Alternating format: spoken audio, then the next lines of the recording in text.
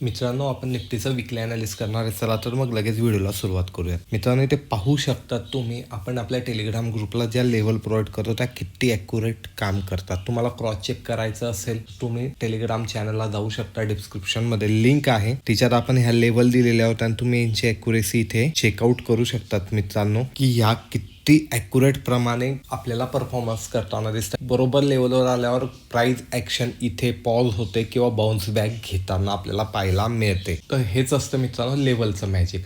आता आपण येणाऱ्या वीकमध्ये मार्केटला कशा प्रकारे ट्रेड करू शकतो ते जाणून घेऊयात. चार्ट लावला आणि 1 वीकची कॅन्डल पाहू शकता. ही लास्ट कॅन्डल आहे, रेड कॅन्डल आहे. कुठे आपण 26,300च्या आसपास सुरू केलेला होता हा वीक आणि आता आपण कुठे येऊन पोहोचलेलो, ऑलमोस्ट 25,600च्या रेंजमध्ये आपण येऊन पोहोचलेलो आहे. मित्रांनो, इतका फॉल झाला का झाला? कारण ग्लोबल अनसर्टनिटी आहे. आता ग्लोबल अनसर्टनिटी काय? कारण डोनाल्ड ट्रम्पने 500% टॅरिफ वाढवायचा प्रस्ताव हा टाकलेला आहे आणि आता तो कधी मंजूर झाला तर सगळ्यात पहिले तो भारतावर लावण्याची शक्यता, हे भारतीय मार्केटला याची भीती म्हणून इथून पोझिशन कट होत आहे. का लावू शकतो? कारण आपण जे तेल खरेदी करतोय त्याचं म्हणणं ते तिथून टोटली बंद करा आणि ते तेल तिथून न घेता तुम्ही आता आमच्याकडनं घ्यायला सुरुवात करा. हे एक प्रकारचं त्याने प्रेशर केलेलं आहे अमेरिकेने आणि म्हणून अतिरिक्त 25% ऑलरेडी आपल्यावर टेरिफ होतं. टोटल आपल्यावर 50% टेरिफ लागलेलं आहे आणि आता कधी त्याने 500चं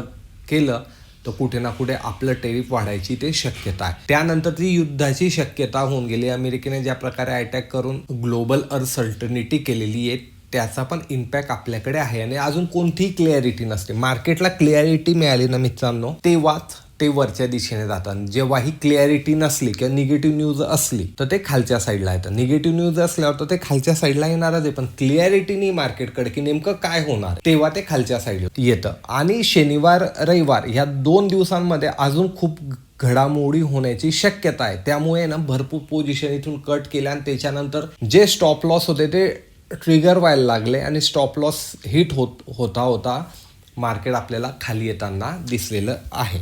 त्यामुळे हे लक्षात ठेवायचं, जेव्हाही पुढची क्लॅरिटी नाही आहे तेव्हा आपण सावधान व्हायचं. उदाहरणार्थ तुम्ही रस्त्याने गाडी चालवताय, गाडी चालवताना रस्ता एकदम क्लिअर आहे, ऊन पडलेलं आहे आणि तुम्हाला पूर्ण व्हिजिबिलिटी आहे, तर तुम्ही गाडी एका स्पीडमध्ये चालवू शकतात, बरोबर आहे. पण याच ठिकाणी रस्त्यावर कधी धुकं आहे आणि तुम्हाला पुढची व्हिजिबिलिटी खूप कमी दिसते तर गाडीचा स्पीड ॲटोमॅटिक कमी होऊन जातो. का? कारण आपल्याला पुढचं दिसत आहे. तसंच मार्केटला झालेलं आहे की पुढे नेमकं काय होईल हे मार्केटला माहीत नाही, तर सगळ्यांनी आपल्या पोझिशन काढून घेतलेल्या आहे किंवा त्याला हेज केलेलं आहे, पुट केलेलं आहे. त्यामुळे आपल्याला हे मार्केटमध्ये पॅनिक दिसलेलं आहे. सिम्पल लॉजिक ठेवायचं. क्लॅरिटी असल्यावरच आपण या ठिकाणी पोझिशन स्ट्रॉंगली बनवायच्या. जेव्हा आपण क्लॅरिटी आपल्याला मिळत नाही ना तेव्हा आपण कधी आपला पैसा तिथून विड्रॉल करणं हीच योग्य डिसिजन असते. आणि तसं आपण सांगितलं होतं 26,000च्या खाली मार्केट येईल तर इथे निगेटिव्ह येईल. तुम्ही मागचा व्हिडिओ पाहू शकता, तिथून मार्केट 400 पॉईंट खाली येऊन गेलं. आता ज्यांनी पाहिलं असेल त्या प्रकारे त्यांनी पोझिशन ॲडजस्ट केल्या असतील ते निश्चितच या ठिकाणी फायद्यामध्ये राहिले असणार आहे. आता इथे एक ट्रेंड लाईन सुद्धा पाहायला मिळते मित्रांनो, कधी तुम्ही पाहिली तर साधारण या ट्रेंड लाईन पर्यंत मार्केट येऊ शकतं, म्हणजे 25,300च्या सराउंडिंगमध्ये आणि तिथून मे बी एखादा बाउन्स बॅक घेऊ शकतं. बाउन्स बॅक म्हणतो मी, रिव्हर्सलनी म्हणते. बाउन्स बॅक का म्हणतो मित्रांनो? Because of put call ratio पण इफेक्ट होतो. जोपर्यंत ग्लोबलमध्ये क्लॅरिटी येत नाही तोपर्यंत मार्केट इथून परत वरच्या साईडला जाणार नाही. आता आपण वन डेचा चार्ट पॅटर्न पाहूयात. आता वन डेच्या चार्ट पॅटर्नमध्ये सगळ्यात पहिले आपली एक लेवल होती मित्रांनो, ती ही होती आणि आता त्या लेवलच्या खाली मार्केटने क्लोज केलंय. मग पुढची लेवल मार्केटसाठी आता स्ट्रॉंग सपोर्ट कोणता आहे तर 25,500च्या सराउंडिंगमध्ये एक सपोर्ट आहे. त्यालाही कधी ब्रेक केलं तर मार्केट फर्दर फॉल होऊ शकतं, कारण जो बॉक्स आपण आतापर्यंत फॉलो करत होतो त्याला त्याने ब्रेक केलेलं आहे खालच्या साईडला, त्याच्या खाली कॅन्डलने क्लोज दिलेली आहे.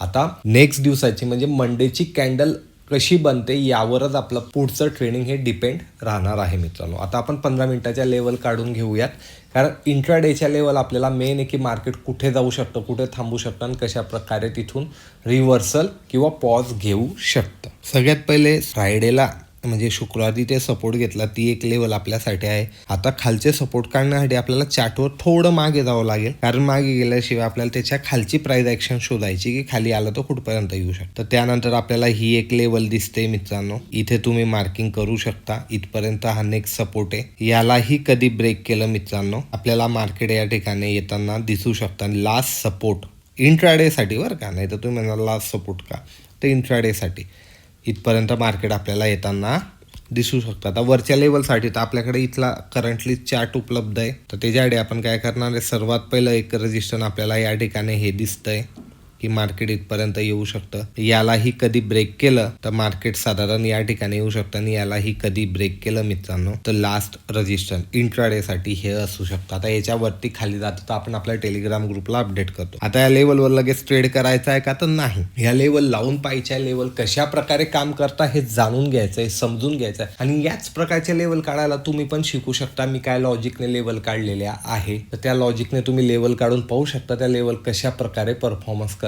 आणि लेवल कधी तुमची ॲक्युरेट परफॉर्मन्स करायला लागला तर तुम्हाला कोणाचाही व्हिडिओ पाहायची गरज नाही मित्रांनो. या व्हिडिओमध्ये काही नवीन शिकायला मिळालं असेल, काही तुमचे प्रश्न असतील तर नक्की कमेंटमध्ये विचारा. आपण भेटूया पुढच्या व्हिडिओमध्ये. धन्यवाद.